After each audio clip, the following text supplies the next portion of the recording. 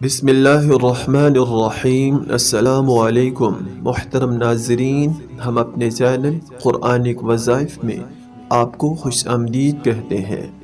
ہم امید کرتے ہیں کہ آپ خیریت سے ہوں گے، اور ہماری دعا ہے کہ اللہ پاک آپ کو خیر و عافیت سے رکھے۔ محترم ناظرین، آج کی ویڈیو میں ہم آپ کو بتائیں گے کہ جسم کا وہ حصہ جس کے بال اکھاڑنے سے انسان کی موت بھی ہو سکتی ہے۔ ناظرین، ہم زیادہ تر ناک کے ذریعے سے سانس لیتے ہیں، اور اس دوران ہم جتنی بھی ہوا سانس کے ذریعے اندر لے جاتے ہیں، ہماری ناک اسے صاف کرتی ہے۔ ناک کے اندر موجود بال اس ہوا کو صاف کرنے کے لیے پہلے فلٹر کا کام کرتے ہیں۔ ہم نے عموماً دیکھا ہے کہ لوگ ناک کے اندر بالوں کو ایک چمٹی کے ذریعے اکھاڑتے ہیں۔ یہ طریقہ آپ کے لیے بہت خطرناک ثابت ہو سکتا ہے۔ ویب سائٹ بزنس انسائیڈر نے ایک ویڈیو شیئر کی ہے جس میں نیو یارک یونیورسٹی کے ماہر امراض ناک، کان و گلہ کے ڈاکٹر ایرک وائٹ نے بتایا ہے کہ ناک کے بالوں کو چمٹی سے اکھاڑنا کس قدر نقصان دہ ہو سکتا ہے۔ ڈاکٹر ایرک کا کہنا تھا کہ جب ہم ناک کے بالوں کو چمٹی سے اکھاڑتے ہیں تو یہ جلد کے اندر سے ٹوٹ جاتے ہیں، جس سے جلد میں ایک سوراخ بن جاتا ہے۔ اس سوراخ میں بیکٹیریا چلے جاتے ہیں۔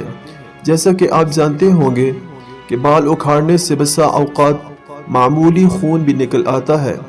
اس کا مطلب یہ ہے کہ بال اکھاڑنے سے بننے والے سوراخ کے پاس خون کی وردیں بھی ہوتی ہیں، اور ڈاکٹر ایرک کے مطابق یہ بیکٹیریا ان خون کی وردوں کے ذریعے باقی جسم میں پھیل جاتے ہیں اور انفیکشن کرتے ہیں، جو انسان کے لیے بہت خطرے کی بات ہے۔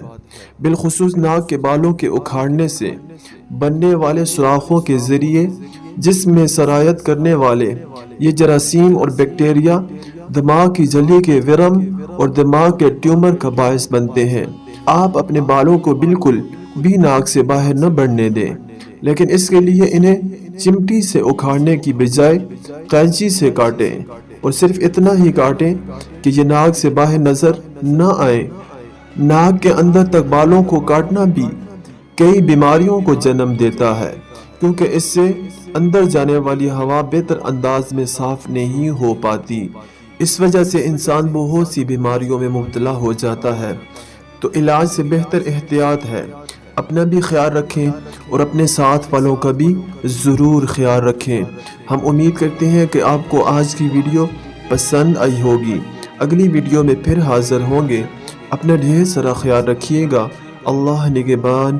السلام علیکم ورحمۃ اللہ وبرکاتہ۔